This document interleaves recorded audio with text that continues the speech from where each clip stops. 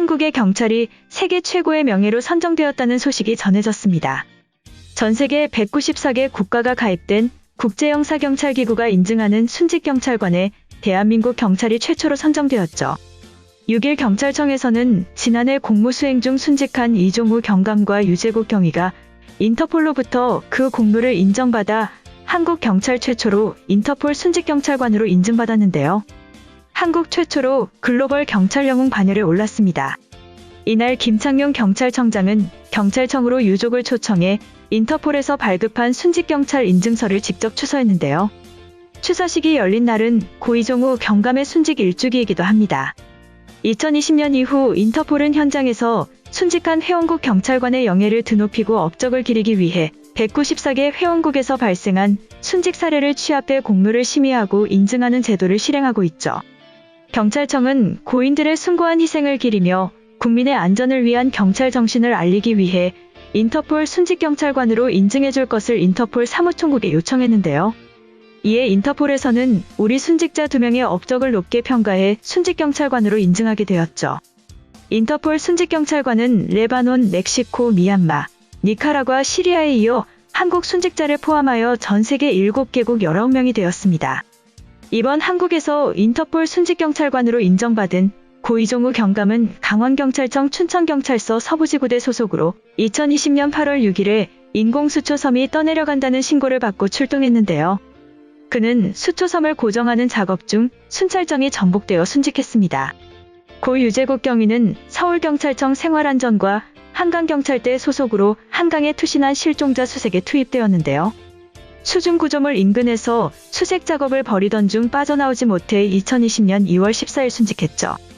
경찰청 관계자는 국가와 국민을 위해 충심을 다한 고귀한 영령들의 숭고한 희생정신을 기억하기 위해 최선을 다할 것이라고 전했습니다. 그리고 앞으로도 순직경찰관의 업적과 명예를 높일 수 있도록 인터폴과 긴밀히 협조해 가겠다라고 밝혔죠. 다음으로 미국의 움직임이 한국의 기회가 되고 있는 상황에 대해서 말씀드리겠습니다.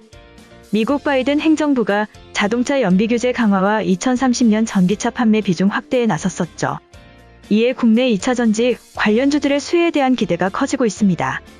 이전에 유럽연합의 탄소 배출 규제 강화에 이은 연속 호재이기도 하죠. 증권업계에서는 국내 배터리 업체의 주 무대가 된 미국 시장에서 한국산 배터리에 대한 수요 증가세가 더 상승할 것으로 예상하는데요.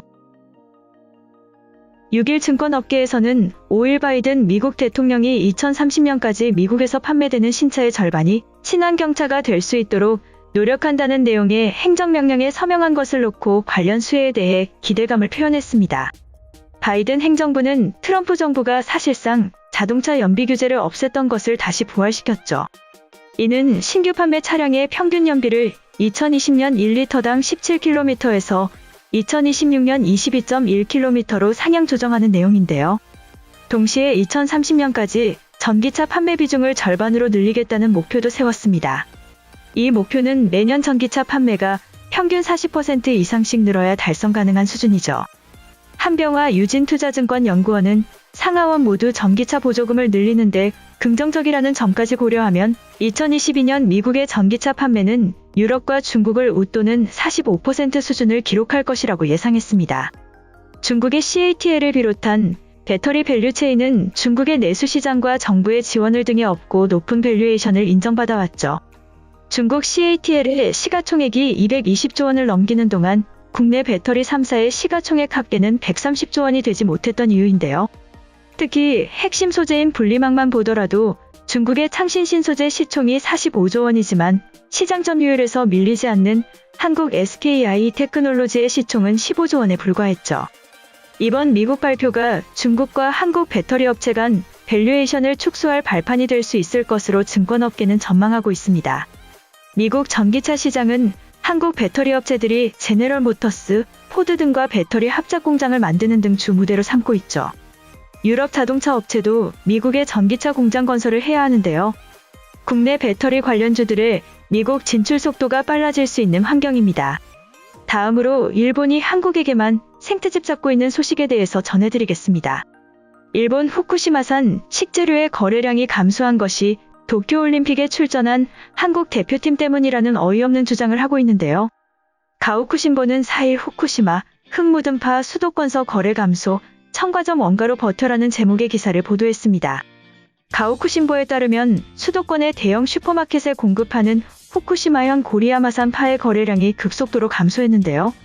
이에 생산농가는 한국 선수단이 후쿠시마 식재료에 대한 우려로 급감 효과를 가져왔다고 보고 있습니다. 고리야마시의 파 생산 농업법인은 지난 7월 중순 도매상으로부터 후쿠시마에 흙이 묻어 있다며 전보다 엄격한 기준을 제시하고 있다고 밝혔죠. 이후 파의 모양이나 흙이 붙은 상태 등 출하 기준이 엄격해지면서 거래량이 3분의 1 수준인 400kg으로 줄었다고 강조했는데요. 농업법인의 사장은 확증은 없지만 한국이 선수촌에서 제공되는 도시락에 포함된 후쿠시마 식재료에 대한 우려를 나타냈다는 보도 직후 이런 말을 들었다며 화가 나서 떨림이 멈추지 않는다고 전했습니다. 하지만 도쿄의 중매인은 지금 시기에 후쿠시마산 야채를 팔지 않으면 장사를 할 수 없다면서 도매상이나 슈퍼마켓 측이 한국 선수단의 동향을 악용해 후려치기 한 것 아니냐고 말했죠. 또한 생산 농가를 돕기 위해 후쿠시마산 파를 사들이는 움직임도 있었는데요. 고리야마시의 첨가점 시노야는 단골이나 거래를 하는 음식점에 부탁해 남은 파를 판매했다고 합니다. 해당 첨가점은 1kg당 300엔의 원가를 받고 600kg을 팔았죠. 시노야 대표인 유타로 씨는 잘못된 인식이나 감정론 사람의 약점을 악용하는 짓은 참을 수 없다면서 생산자의 노력을 정당하게 평가하고 지역 생산 지역 소비로 풍평 피해를 타파하고 싶다고 전했습니다. 여기서 일본 정부는 도쿄올림픽을 통해 후쿠시마 지역 식품이 안전하다는 것을 홍보할 기회로 여기고 있죠. 한편 한국의 생트집 잡던 일본이 미국에게는 아무 말도 못하고 있는 것으로 전해졌는데요. NYT 기자가 트위터에서 일본 편의점 샌드위치에 대해 방사성이란 표현을 사용했다가 거센 비난을 받고 있죠.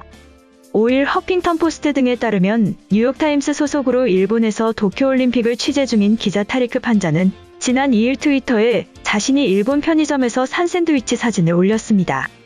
그는 동료 말이 맞았다. 로손 편의점의 이 간단한 에그 샌드위치는 한 차원 높은 수준의 미식 경험을 제공했다는 긍정적인 멘트도 남겼는데요. 이에 본국에 있던 NYT 국제데스크 줄리아나 바르바사 기자가 그거 살짝 방사성 같은데라는 댓글을 달아 바로 논란으로 이어졌습니다. 한편 일각에서는 방사성이 달걀의 노란색을 의미하는 것이라고 주장하기도 했죠. 이는 방사능 물질을 상징하는 색상이 노란색이기 때문인데요. 하지만 일본 네티즌들은 일본의 상처가 되는 표현이라는 반응이 주를 이루었죠. 결국 바르바사 기자는 이틀 만에 해당 댓글을 삭제했고 의도하지 않은 의미를 포함한 잘못된 단어 선택이었다고 사과했습니다. 이번 영상은 여기까지고요. 제 영상이 도움이 되셨거나 세계 속 반응 더 보고 싶다 하시는 분들은 구독과 좋아요, 알람 설정까지 부탁드립니다. 다음에 또 봐요. 안녕.